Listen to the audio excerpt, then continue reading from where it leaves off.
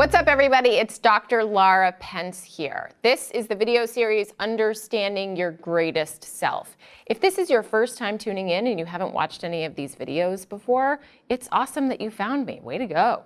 And also, engage. Hit that like button, comment below, subscribe, let me know what you think. You know, I can only change things and make it better if I've got feedback, people. Now, if you're returning, it's awesome to have you. And if you haven't done any of those three things, please engage. Let's get it going here, okay?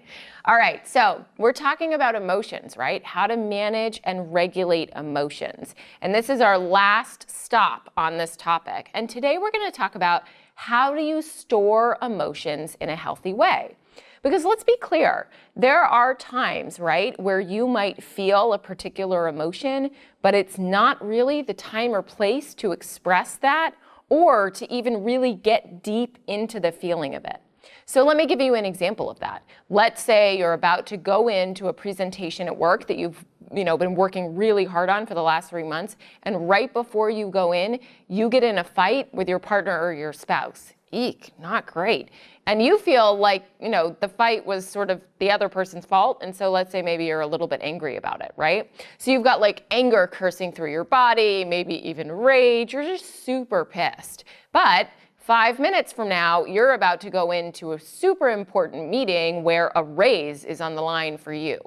Okay, so this is when we need to think about, well, how do I store this emotion in a healthy way so that it doesn't necessarily impact what happens next, but so that also I don't forget about it and it doesn't continue to impact me throughout the day.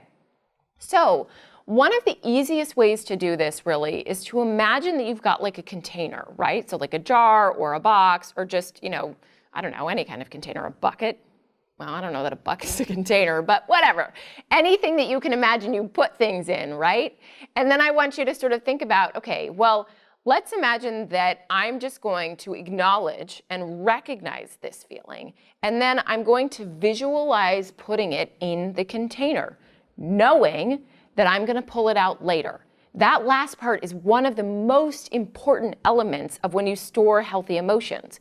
Because if you store them with the intention of avoiding them or denying them or suppressing them, they're going to come back and bite you in the butt later.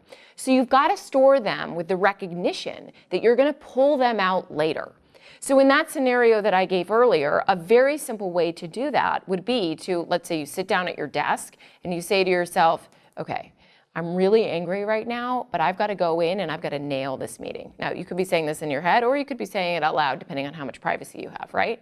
So I am going to acknowledge that I'm really angry, and I've got some, angry feelings sort of throughout my body. I'm going to take 5 deep breaths, and then I'm going to visualize putting that anger in the pencil jar on my desk, right? It's just going to stay there while I go into this meeting.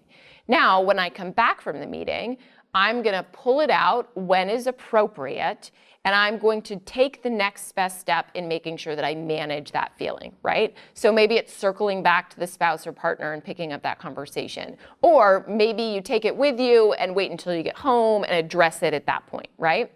But when you store healthy emotions, or any emotion, when you store them in a healthy way, the best way to do that, again, is to acknowledge that you're going to pick it back up, right?